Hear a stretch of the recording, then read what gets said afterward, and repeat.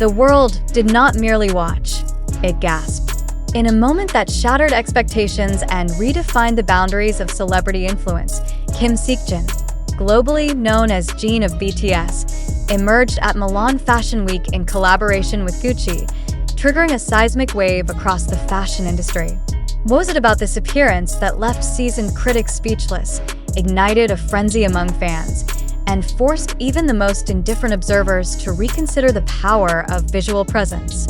Was it just another celebrity endorsement? Or did Jin's entrance mark the beginning of a new era in luxury branding? Jin's arrival at the Gucci showcase was not announced with fanfare, yet the impact was immediate and irreversible. Dressed in a two-tone black and white ensemble, minimalist in design but maximalist in effect, he commanded the room with a presence that was neither loud nor flamboyant, but devastatingly precise. The unbuttoned white shirt, paired with tailored black trousers, was elevated by subtle accessories: a Gucci logo belt, a singular oversized ring, and a black leather bag that whispered elegance rather than screamed status. His shoes, polished to a mirror finish, reflected not just the lights of the venue but the gaze of every spectator present. And then there was his face, calm, unreadable, yet piercing. What was he thinking? What was he signaling? The ambiguity only deepened the intrigue. Observers were quick to note that Jin's appearance was not merely fashionable, it was strategic. In a landscape saturated with celebrity endorsements, Jin's collaboration with Gucci stood apart for its restraint and precision.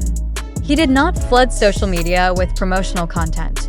In fact, only 2 Instagram posts were made, yet they generated an unprecedented $9.7 million in earned media value.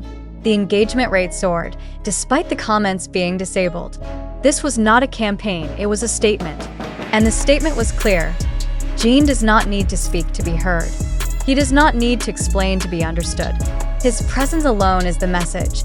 Fashion insiders began to speculate. Was this the soft launch of Jin as Gucci's primary global ambassador?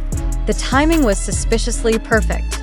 Jin had recently completed his military service, and his re-entry into public life was marked not by music, but by fashion.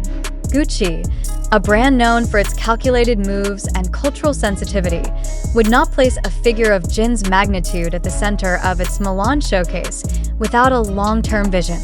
Was this appearance a test, a preview, or the beginning of a full-scale partnership that would redefine Gucci's global identity?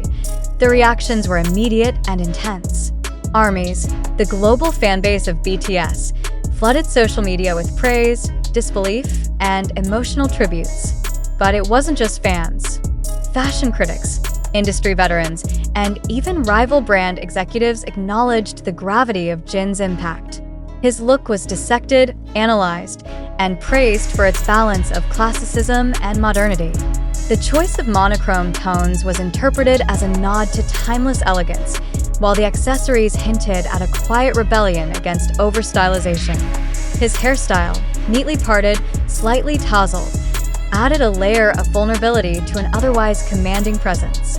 And his expression, often described as imperial calm, became the subject of countless editorials. But what truly shocked the world was not just the outfit, it was the aura.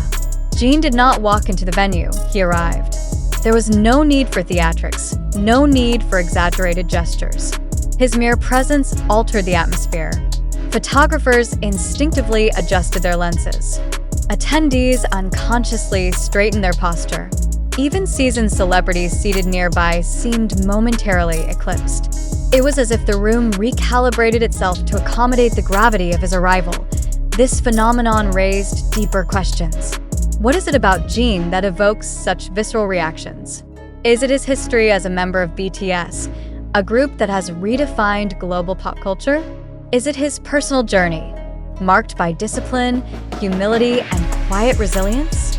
Or is it something more elusive, something that cannot be quantified or explained? Theories abound, but none suffice. Jin's magnetism defies logic. It is not learned, not manufactured. It simply exists that Gucci's decision to align with Jin appears to be more than a marketing strategy. It is a cultural maneuver. In an age where authenticity is the currency of influence, Jin represents a rare blend of sincerity and sophistication. He does not chase trends, he sets them. He does not seek attention, he commands it. And in doing so, he elevates the brand he represents. Gucci, long associated with opulence and heritage, now finds itself infused with a new energy, one that is youthful, global, and emotionally resonant. The implications for Jin's career are profound. This collaboration positions him not just as a fashion icon, but as a cultural ambassador. His ability to bridge East and West, tradition and innovation, makes him uniquely suited for this role. And for Gucci, the partnership offers access to a demographic that is both loyal and expansive. ARMYs are not passive consumers. They are active participants in the narrative of their idols. By aligning with Jin, Gucci taps into a community that is emotionally invested, digitally savvy, and globally dispersed. Yet, the most compelling aspect of this event is its unpredictability. No one saw it coming. Jin's reemergence was expected to be musical, perhaps cinematic. But fashion? And not just any fashion, Gucci Milan, front row, global spotlight. The surprise was total. And that surprise is what makes this moment historic. It is not just about clothes or branding or celebrity. It is about disruption. Jin disrupted the expected trajectory of his career. He disrupted the norms of Fashion Week. He disrupted the hierarchy of influence. And in doing so, he reminded the world that true power lies in the unexpected. As the dust settles and the headlines fade, one question remains. What's next? Will Jin continue to collaborate with Gucci in deeper capacities? Will he redefine the role of a global ambassador? Will other brands attempt to replicate this formula? The answers are uncertain. But one thing is clear. The world will be watching. Because when Jin moves, the world does not just notice. It reacts in the aftermath of this appearance. Fashion houses are reportedly reevaluating their strategies. The metrics generated by Jin's limited social media activity have forced a reconsideration of traditional influencer models. The idea that impact is proportional to output has been challenged. Jin proved that minimalism, when executed with precision, can yield maximal results. This revelation is likely to influence future campaigns, casting a long shadow over the industry's reliance on volume-based marketing. Meanwhile, fans continue to speculate about the symbolism embedded in Jin's outfit. Was the black and white palette a metaphor for duality? Was the oversized ring a nod to royalty? Was the absence of overt branding a statement against consumerism? The interpretations are endless, and each adds a layer of depth to the narrative. Jin, intentionally or not, has become a canvas for cultural discourse. Media coverage has been relentless. International outlets have described the moment as iconic, unprecedented, and genre-defining. Editorials have praised Jin's ability to transcend categories. He is